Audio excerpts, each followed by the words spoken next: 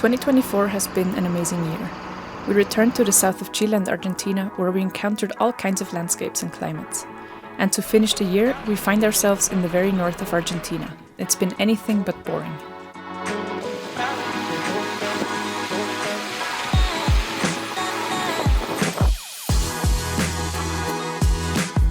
We are Andrea and Mike from Xtremes. Since 2018, we have been living and traveling full-time in our Mercedes-Benz Trucks expedition truck.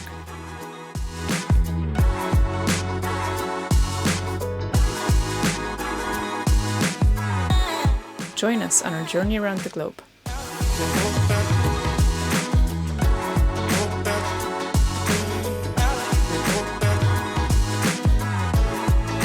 We started out in Bariloche and soon after headed across to Chile, where we were lucky to witness a typical rodeo.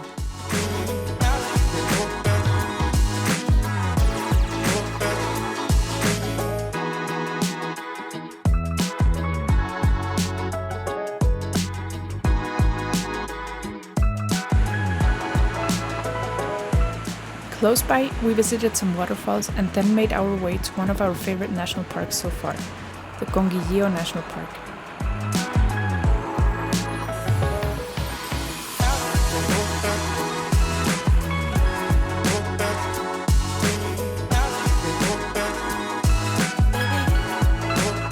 We stayed several days, went on extensive hikes and kayak excursions. Our next big highlight was Chiloé Island, famous for its wooden churches and picturesque stilt houses built on the shore.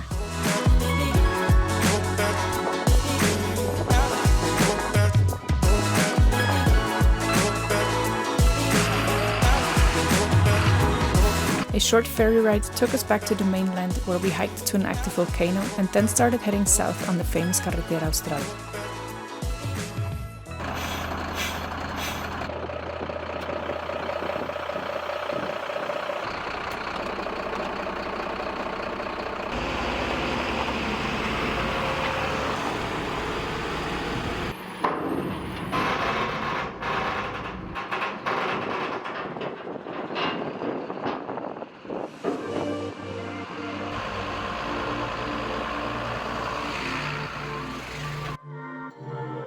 Here and there, we stopped at the coast, where we were able to observe dolphins and sea lions hunting in the early morning, and to go on different hikes through the lush forest.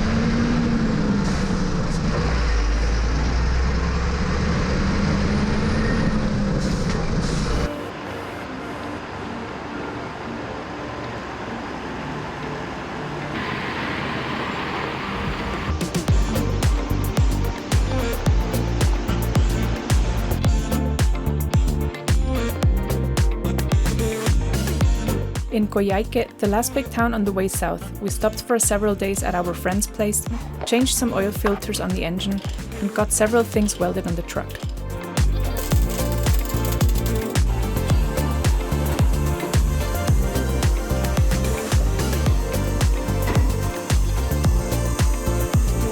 In Puerto Rio Tranquilo, we were finally able to visit the famous marble caves. We had been here twice before, but the weather hadn't allowed us to get out on the lake to see the beautiful caves. This time we got lucky, and we're glad that we got the chance to be here once again.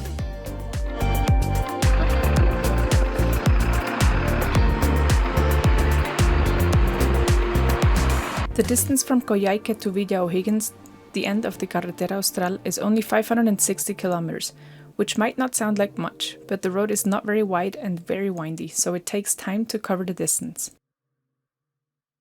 On the way south, we stop at a small town called Caleta Tortel.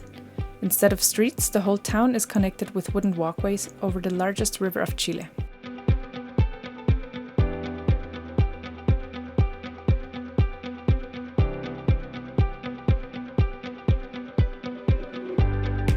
The last stretch south is even more treacherous. The road leads along marshes and up into the mountains, passing some incredible Patagonian scenery.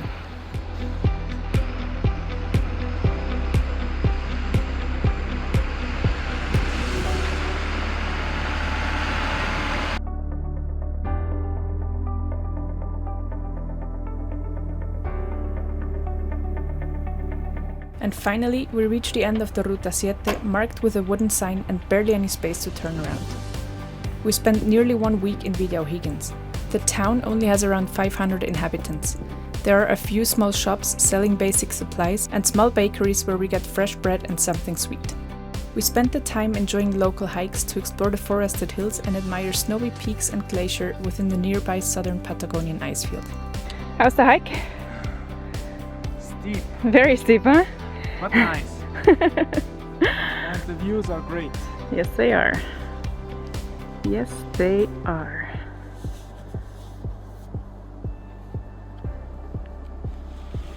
Happy? Yeah.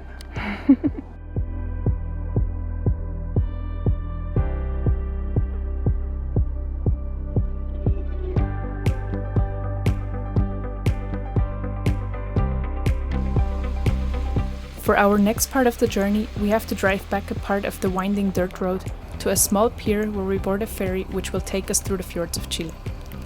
We spent 2 full days on board, and even though it's cold, very cold, we spent most of our time on deck to take in the views of the passing landscape.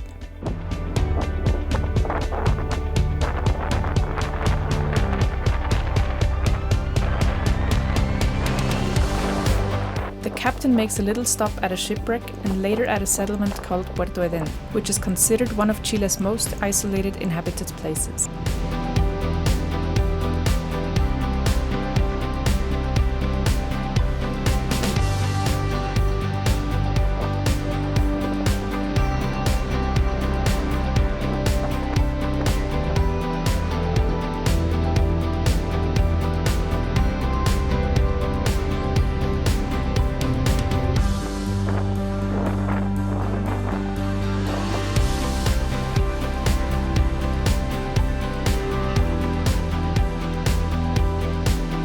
We disembark in Puerto Natales on a beautiful sunny day. We had visited this region before, so we don't spend much time here and keep heading south instead. In Punta Arenas, we stock up on supplies, fuel and water and spend a beautiful evening on the Strait of Magellan before we set across to Tierra del Fuego.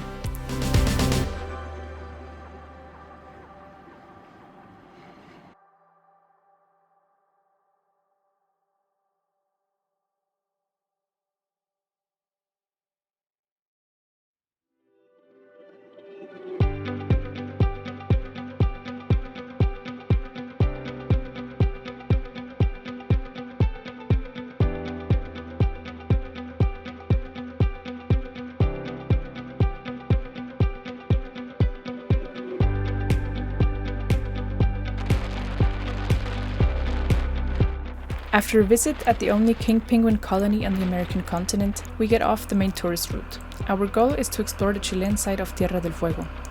It seems that we are in the right place at the right time. The forests are ablaze with vibrant shades of red, orange and yellow. We hike through the seemingly untouched landscapes for hours. We're overwhelmed by the beauty of this region and enjoy every minute.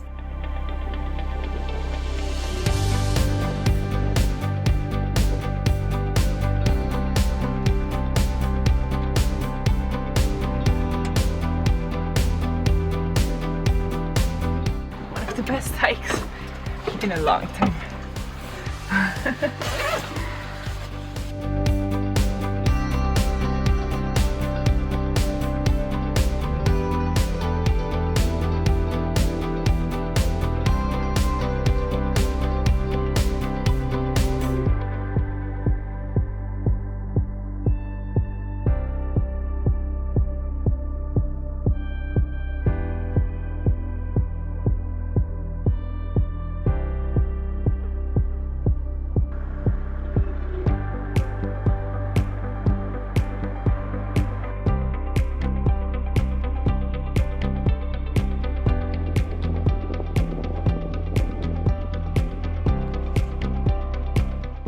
As we head north after a few days, the mountain passes are now covered with a thick layer of snow.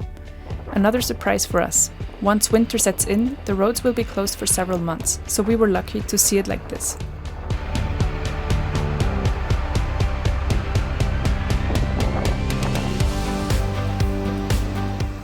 After over a week, we are back on tarmac. Time to reinflate our tires, and once we get back to Punta Arenas, the Oxor gets a thorough wash.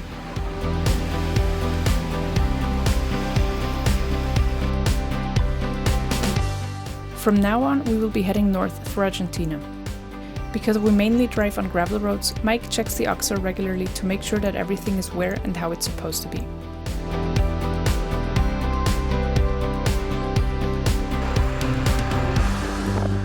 We stop in El Chaltén for a few days, famous for its dominant mountain peaks behind the small town.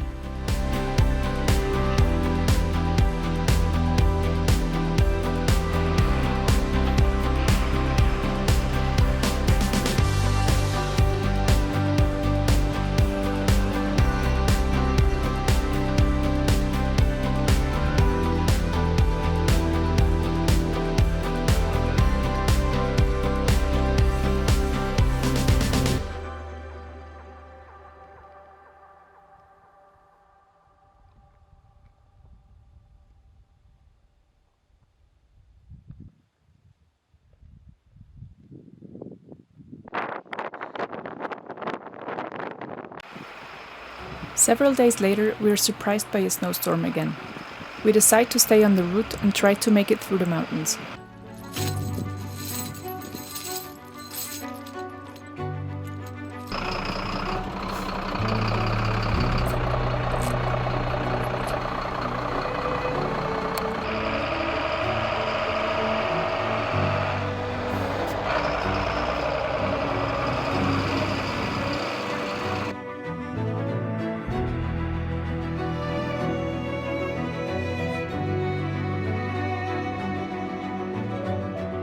We even put our snow chains on our tires, but the conditions turned so bad that we couldn't see the road's edge anymore and decided to turn around. Heading around the mountain seemed like the smarter choice.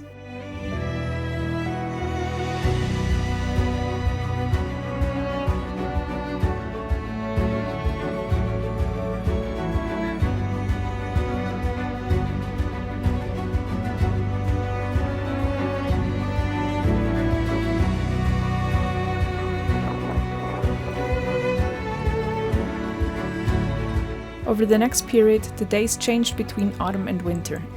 In some places we wake up to a true winter wonderland or a snowstorm, but we keep heading north while the road conditions allow it.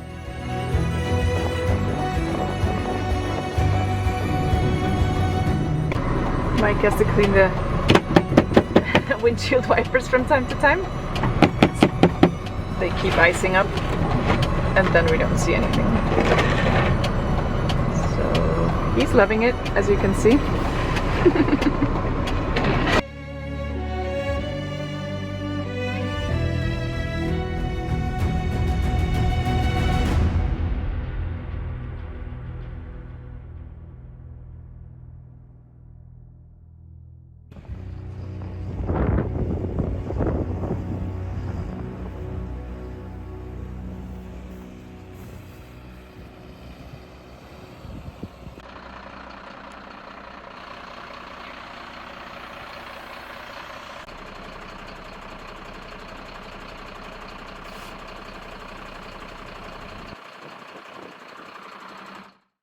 We even got stuck in the mud one evening, but luckily we got out fairly quickly just by lowering the tire pressure and using all the diff locks of the truck.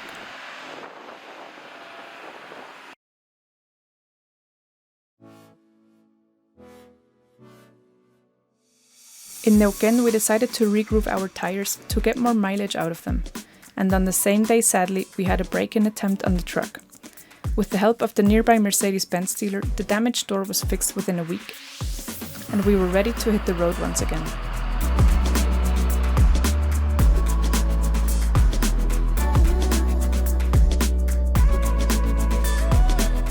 Several monotonous days on the road followed, straight through the heart of Argentina, until we arrived in Córdoba, where we drove to the highest peak of the province. We camped on the mountain for several days and enjoyed the raclette with a great view.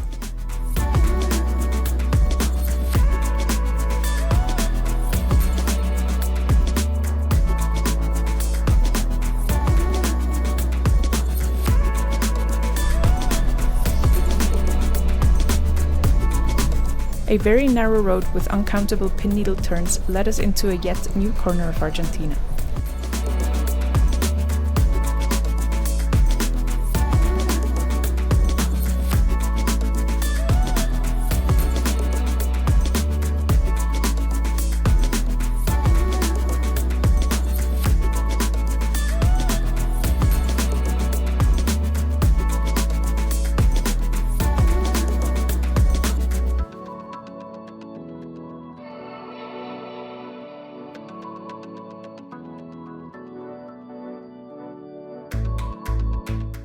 This part of the country is known for its desert climate and colorful mountains.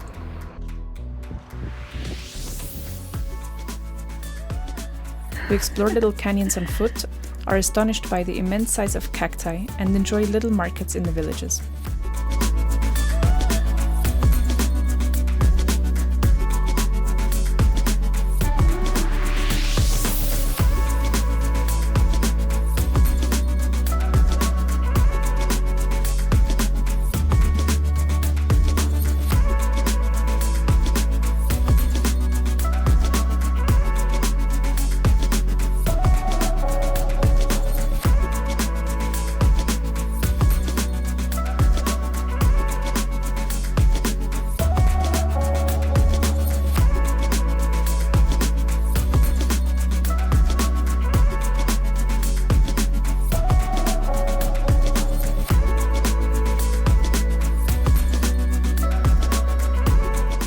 '24 was full of twists, turns, and unexpected detours. It has kept us on our toes. We were lucky to experience many new breathtaking places and meet lots of great people, and are thankful for every new experience we have had. We are sure that 2025 won't be less of an adventure, and we're looking forward to making it even more unforgettable. Mercedes-Benz. Trucks you can trust.